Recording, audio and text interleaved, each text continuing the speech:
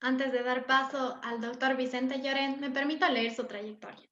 Profesor titular de la Universidad del Departamento de Educación de la Universidad de Córdoba. Doctor en Pedagogía por la Universidad de Sevilla. Licenciado en Ciencias de la Educación con el primer premio nacional concedido por el Ministerio de Educación. Desde hace más de 10 años imparte docencia sobre planificación didáctica y atención educativa a la diversidad, siendo el director de proyectos de innovación docente en la temática. Coordinador del grupo docente sobre educación, diversidad, TIC y sociedad, habiendo dirigido más de 10 proyectos docentes. Ha participado en más de 20 investigaciones a nivel nacional e internacional: Brasil, Chile, Colombia, Ecuador, Estados Unidos, Francia, Portugal, Marruecos, México, Reino Unido, Suiza, sobre didáctica, la mejora de las relaciones sociales, la atención a la diversidad y su aplicación pedagógica en el aula. A estas investigaciones ha vinculado los más de 30 TFM y las más de 10 tesis doctorales que ha dirigido. Toda esta trayectoria investigadora ha quedado plasmada en las más de 100 publicaciones, destacando publicaciones en revistas de alto impacto internacional, más de 30 JCR, libros y capítulos de libros en editoriales de prestigio. Ofrece conferencias invitadas, más de 50 en total, por distintas universidades dentro y fuera de España.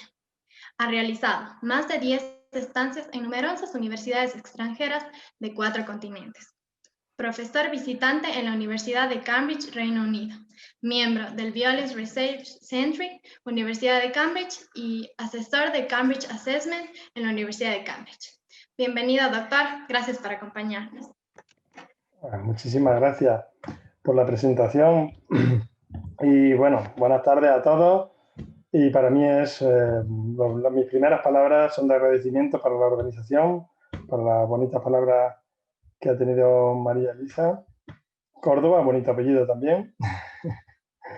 Y bueno, sobre todo la organización por lo bien que lo están haciendo, este evento, esta sinergia de las distintas universidades, pues pone sobre la mesa por la importancia de trabajar juntos y unidos en esa diversidad, ¿no? Que es un tema que hoy nos trae, o que a mí me trae aquí al Congreso.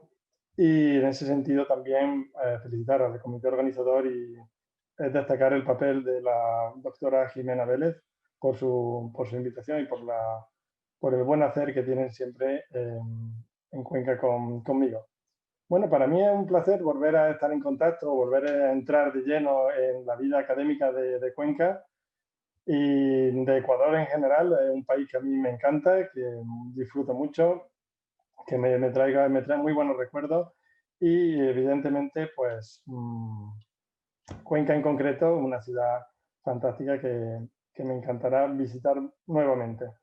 Bien, la formación del profesorado y su actitud hacia la diversidad cultural y la minoría es el tema que hoy me trae aquí, que he trabajado con la doctora Mercedes Álamo, también de la Universidad de Córdoba, y que pongo en este caso, en la red, ¿no? Sobre Internet, para compartir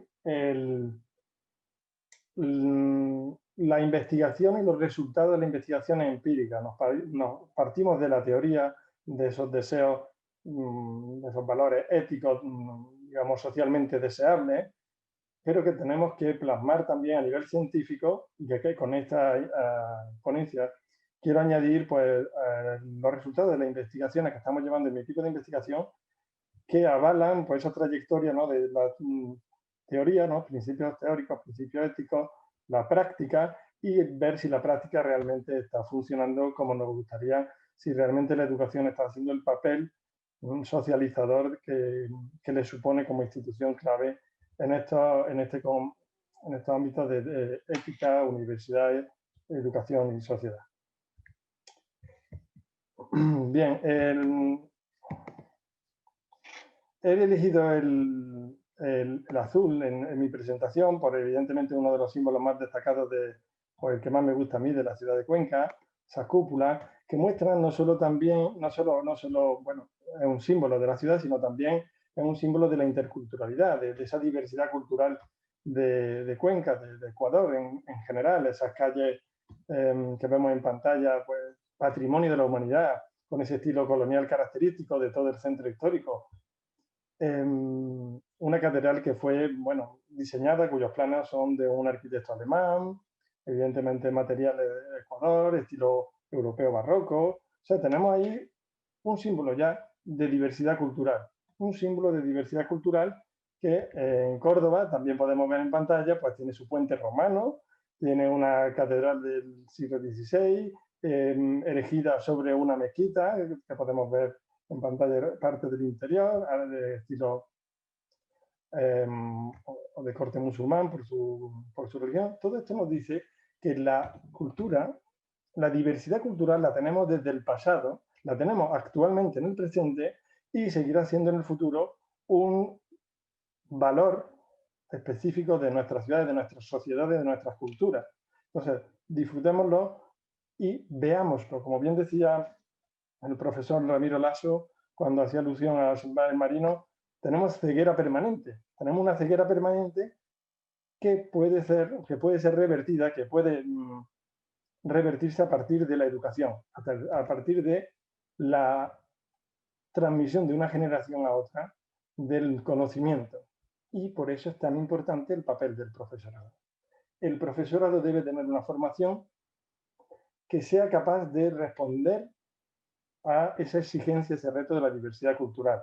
Y que si lo hacemos adecuadamente y dado los resultados de nuestras investigaciones, podemos hacerlo bien, y eso tiene unas implicaciones y una repercusión en la realidad de la escuela, de los niños que van a la escuela, pero también tiene su impacto en la sociedad. Bien, en cuanto a la formación del profesorado, evidentemente, si nosotros nos preocupamos por formar al profesorado, estamos trabajando para la mejora de la calidad educativa. A mejores profesionales tengamos en la educación, mejor educación tendremos, mejor formación tendrán nuestros niños, mejor formación tendrá la sociedad, porque toda la sociedad pasa por el sistema escolar o intentamos que pase el máximo de ciudadanos posible. Si bien debemos destacar las actuales, digamos, preocupaciones, pero sobre todo desafíos que nos encontramos en nuestra realidad, en nuestra actualidad.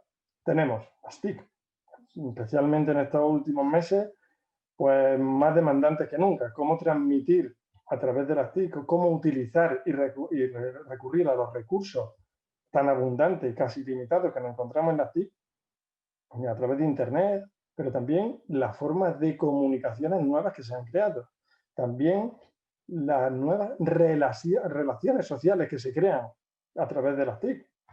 O sea, no es solo una fuente de información, no es solo una fuente de comunicación, es también una fuente o un medio de comunicación de relaciones sociales que complementan a las relaciones cara a cara. También está relacionado todo esto con el fracaso escolar. El fracaso escolar es otro de los grandes puntos débiles o desafíos que nos encontramos no solo en Ecuador, también en España. En España estamos hablando de un fracaso escolar en la enseñanza obligatoria de más del 20%. Entonces, esos retos siguen ahí.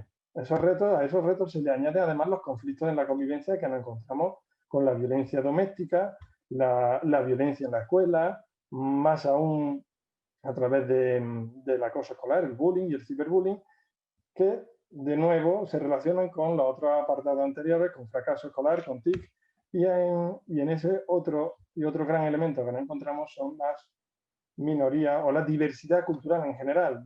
No es cuestión de que sean minorías, sino que hay diferentes formas de expresiones culturales que muchas veces pues, están vinculadas a diferentes características geográficas o socioeconómicas que se vinculan a los otros desafíos que veíamos anteriormente. ¿Qué podemos hacer desde la escuela? ¿Cómo podemos arrojar luz, ¿no? ¿Cómo podemos evitar esa ceguera permanente y avanzar y mejorar y hacer que la sociedad avance, progrese? La clave está en mejorar los agentes de cambio social. Los agentes de cambio son claramente en la escuela, los protagonistas para el cambio empiezan con el profesorado, con la formación del profesorado.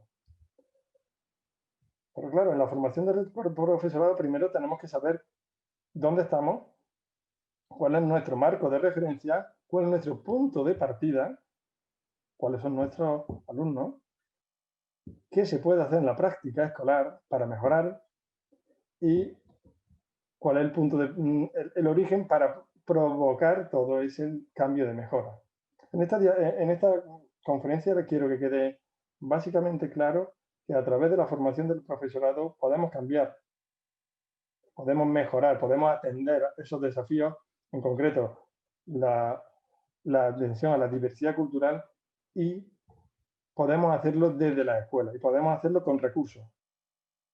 Bien, por ejemplo, en cuanto a la necesidad, en Venezuela, en una de las investigaciones que llevé con mi equipo de investigación sobre la atención en las escuelas indígenas en el ámbito, bueno, en lo que son el pueblo guayú, en lo que es la Guajira venezolana, al noroeste de Venezuela, al norte del río Limón. Allí estuvimos en las escuelas, estuvimos viendo cómo los profesores tenían carencias enormes para afrontar esa realidad concreta.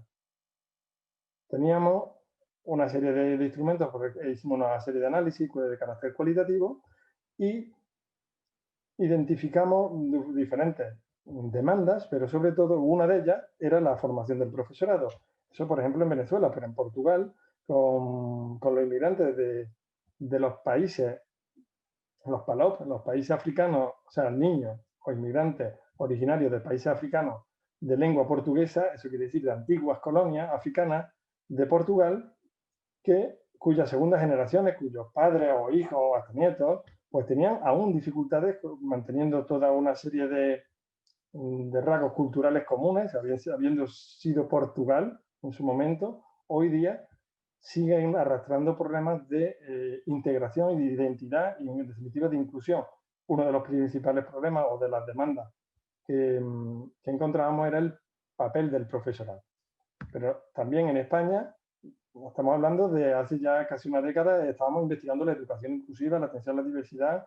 En estas 2 últimas décadas hemos trabajado sobre la educación inclusiva y siempre sale a reducir el profesorado. El profesorado necesita mejor formación, requiere de más atención para poder revertir todo eso, para poder retroalimentar al sistema a partir del trabajo con el alumnado.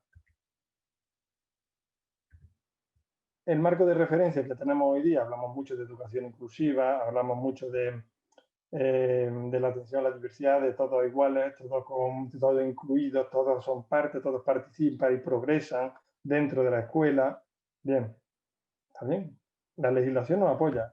En un estudio comparado entre la legislación que nos encontramos en las universidades, por ejemplo, ya en las universidades se establece todo un marco de referencia en Brasil y en España, concretamente la Universidad Federal de Río de Janeiro y la de Córdoba, pues se establecen claras premisas y principios básicos de desarrollo de la educación inclusiva. También ese mismo estudio lo ampliamos a Cabo Verde, hicimos un estudio ya multinacional, ¿no?, con los 3 países, y vemos que sí, que el marco de referencia lo tenemos. Tenemos un marco de referencia que hace alusión a la educación inclusiva, a la atención a la diversidad, especialmente en esos países, por ejemplo Brasil, con toda la minoría, entre comillas, ¿no?, de afroamericanos, afro-brasileños, que son prácticamente la mitad de la población, pero que siguen siendo objeto de discriminación. En Cabo Verde también encontramos, en España no se da, pero porque no tenemos a lo mejor esa visibilidad, pero evidentemente la protección legal y todo lo que es el marco teórico sí que aparece. Pero podemos tener unas claras necesidades identificadas con los estudios previos. Podemos ver cómo la sociedad, la política educativa, se hace eco de la importancia de crear un marco legislativo, un marco de principios, de deseos, ¿no?, de lo que nos gustaría que fuese nuestra sociedad y nuestras instituciones educativas. Pero hay que partir de la expectativa académica de los estudiantes, especialmente de aquellos que tienen o forman parte de esas minorías culturales. Lo hemos visto en inmigrantes, en estudios en diferentes grupos culturales y también vemos que hay diferencias significativas en el desarrollo de sus competencias básicas. Los diferentes grupos étnico-culturales marcan diferencias o tienen diferencias en su desarrollo escolar, incluso aquí, como esta última investigación ya de 2020, incluso aquí en España. Y aquí en España, pues evidentemente tenemos etnias culturales, evidentemente digamos, muy consolidadas, como es la etnia gitana, y también tenemos cerca de, actualmente en España, más de 6 millones de inmigrantes. Bueno, pues todo eso nos está dando un contexto también de interculturalidad, de diversidad cultural, que nos llama la atención de, oye, las minorías culturales tienen una serie de dificultades o tienen al menos otras puntuaciones o otras necesidades que no están siendo atendidas. Sin embargo, en la práctica escolar hemos estudiado y hemos analizado diferentes prácticas, análisis de prácticas educativas favorecedoras del proceso inclusivo. También podemos crear un marco o una propuesta que favorezca esa relación intercultural. Y además vemos cómo, si se trabaja las relaciones sociales adecuadamente, se pueden ver beneficiados otras áreas académicas, como puede ser la competencia lingüística. Bien, pero hay que empezar por algún punto, ¿no? Sabemos que el alumnado es nuestra referencia, pero para dar respuesta nosotros tenemos que empezar por el profesorado. El profesorado y sobre todo al origen, al principio de su formación, en la formación inicial. En la profesora Álamo y yo, pues elaboramos, construimos y validamos una escala para poder medir las actitudes en la diversidad cultural del profesorado en formación, es decir, de los que están ahora en la Facultad de Educación formándose para ser futuros maestros. Vimos también y analizamos las actitudes, cómo variaban desde el primer curso hasta el último curso, y veíamos que había mejoras significativas en los estudiantes, en los futuros maestros. Y con otra compañera, con la profesora Zich, pues a través de una intervención para mejorar las relaciones sociales o las competencias en las relaciones sociales de los alumnos, vimos que también se podía fomentar, se podía mejorar a través de la intervención, pues la mejora, una formación específica para mejorar también esas competencias sociales, socioemocionales, ¿no?, que favorecen las relaciones interculturales. Bien, ¿qué podemos ver ahora una vez puesta o expuesta la trayectoria sobre los diferentes estudios que avalan esa necesidad de formación, ese punto de partida en el alumnado y ese trabajo a través de la formación del profesorado para generar el cambio, para afrontar los nuevos desafíos o el desafío permanente de la diversidad cultural? Pues realizamos una investigación donde queríamos identificar esas actitudes en la diversidad cultural, ese desarrollo de las competencias socioemocionales y el impacto en el cambio de curso en los futuros maestros. Y ahí encontramos en esos 281 sujetos, que bueno, la mayoría eran mujeres, edad media de unos 20 años, un estudio descriptivo transversal, ¿vale? Correlacional. Hicimos una serie de análisis, teniendo en cuenta también su contacto con otras minorías culturales, ¿vale?, con otros grupos culturales, utilizando instrumentos que validamos, que ya teníamos validados y que están consolidados como, bueno, están confirmados como buenos instrumentos para medir la atención a la diversidad y las competencias socioemocionales. Nos dieron los siguientes resultados. Nos encontramos que había diferencias tanto en la atención a la diversidad cultural como en las competencias socioemocionales según las experiencias de los estudiantes con personas de otra cultura, nacionalidad o religión. Entonces estamos viendo que en función de la experiencia de las personas, de esos futuros maestros, con otras personas de diferentes minorías, eso mejoraba las actitudes hacia la diversidad cultural. Hecho muy importante para mejorar la formación del profesorado, para mejorar su capacidad de respuesta ante la diversidad cultural en la escuela. También vimos que era muy llamativa las diferencias por sexo, es decir, las mujeres en este caso pues tenían una puntuación significativamente más alta que los hombres, hecho a tener en cuenta a la hora de tomar medidas formativas, quizás desde antes de empezar la universidad, quizás porque, bueno, esto sería otro tema de conversación, pero sí que es importante reconocer estos valores.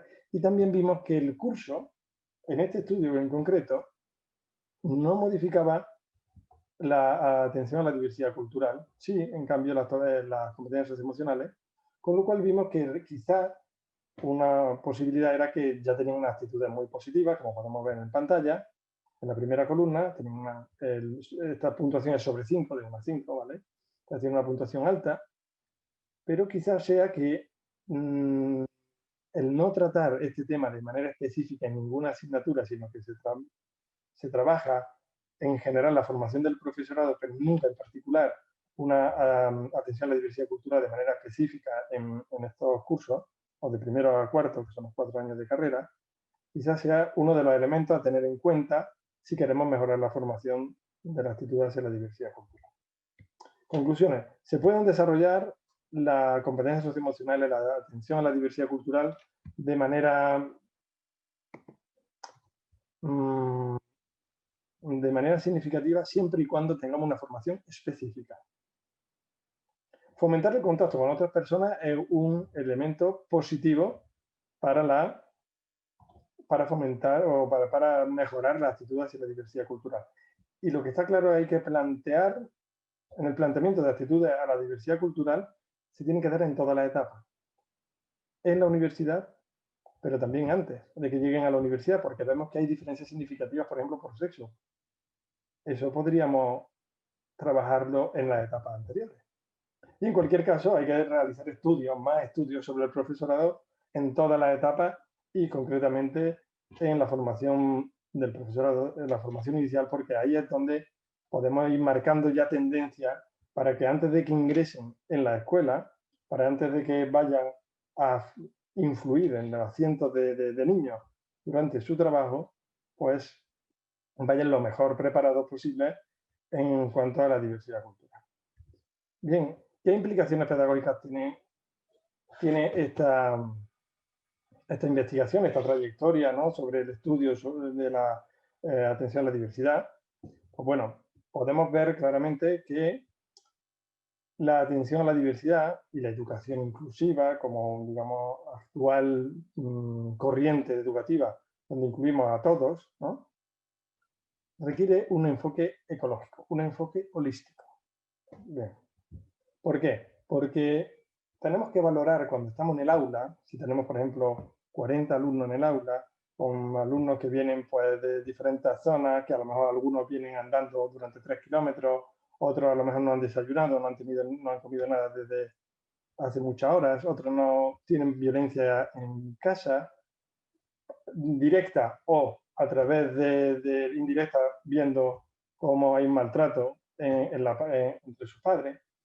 Claro, todo eso tenemos que valorarlo. Todo eso influye en la trayectoria escolar del niño, todo eso influye en su vida, en cómo él afronta su día a día. Y eso el profesor tiene que saberlo. ¿Para qué? Para saber darle la respuesta adecuada. Eso en general y luego en particular la diversidad cultural. En particular tenemos que enfocar también qué tipo de alumnos tenemos, qué cultura tienen. Ya no me refiero a pueblos originarios, también me refiero a las relaciones consolidadas familiares que muchas veces se naturalizan cuando a lo mejor no son deseables socialmente hablando.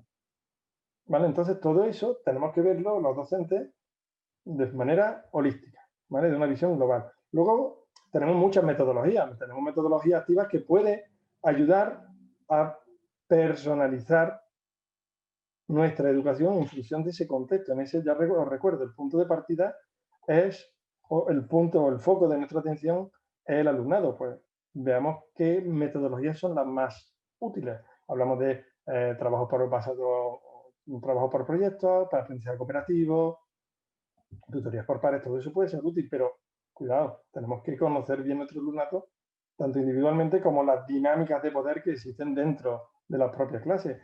Y, sobre todo, desarrollar competencias, en este caso las competencias que fomentan las relaciones sociales del alumnado dentro del currículum. Tenemos que crear programaciones didácticas yo, por ejemplo, publiqué este libro que es el manual de la asignatura de planificación, donde se establecen los fundamentos básicos para elaborar programaciones y unidades didácticas y se dan muchos recursos metodológicos y de evaluación para fomentarlo. Ahí tenéis un enlace, podéis echarle una foto si queréis.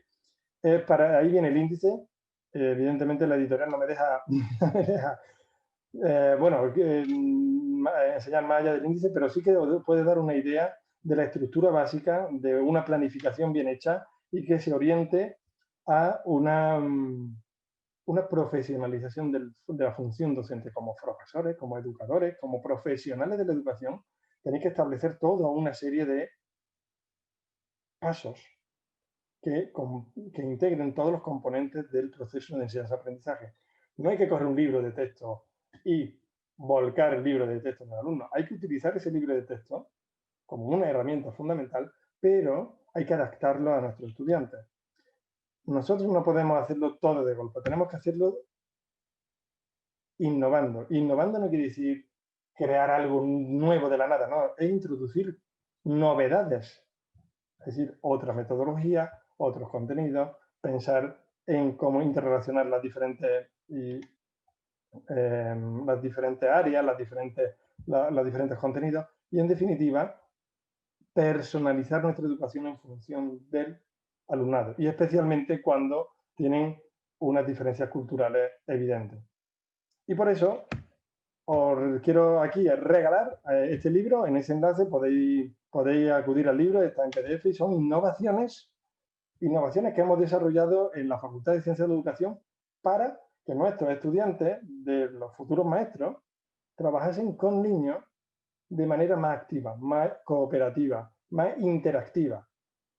Toda esa experiencia que desde formación inicial, que además exponen cómo mejorar la formación en la escuela con los niños de primaria, pues están aquí y para mí es un placer compartirlo con vosotros, lo podéis descargar directamente en el enlace que aparece en pantalla. Y con esto, pues lo que quiero básicamente es deciros que tenemos muchos recursos, que tenemos unos principios básicos, unos principios éticos, ya voy concluyendo aquí, para desarrollar una formación adecuada, una atención a la diversidad cultural, una atención a las minorías que sirve, que es deseable, son unos principios éticos deseables, solidaridad y empatía, valores clave, valores éticos que ayudan a esa educación inclusiva que todos deseamos, pero sobre todo hemos visto investigaciones donde sí se ve el poder el impacto de la educación y además os dejo recursos para que podáis disfrutarlo, para que podáis aplicarlo y sobre todo siempre pensando en vuestra aula, en vuestros niños y afrontarlo de qué manera que ya sea en cualquier nivel o en cualquier etapa educativa, de tal manera que podamos dar respuestas específicas, no generalizadas. No, es que lo están haciendo en España y les va muy bien. Bueno, pero España es una cultura y una forma de ser, y tiene unos recursos, nosotros tenemos esto, esto y esto, y con estos niños, ¿qué podemos hacer? Ese es el planteamiento de un profesional de la educación.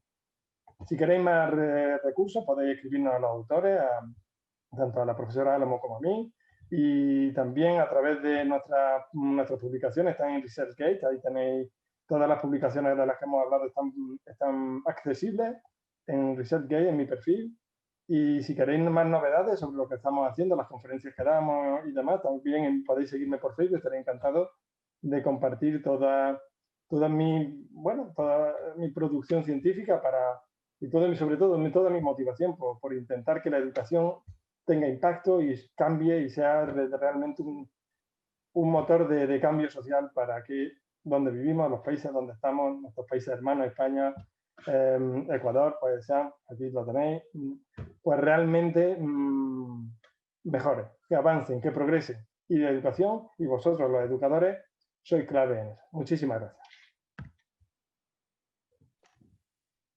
Muchísimas gracias, doctor, por su intervención. Como usted mencionó, a través de la formación del profesorado podemos atender a la diversidad del aula. A continuación, me permito leer las preguntas planteadas en el chat. La primera pregunta es: en los países pobres, ¿cómo se puede tener una formación continua al profesorado si los recursos que se destinan a la educación son exiguos? Además, de que sus remuneraciones no son proporcionales al esfuerzo realizado. Hemos acudido al proletariado profesional. No hay oportunidades para los jóvenes que estamos formando.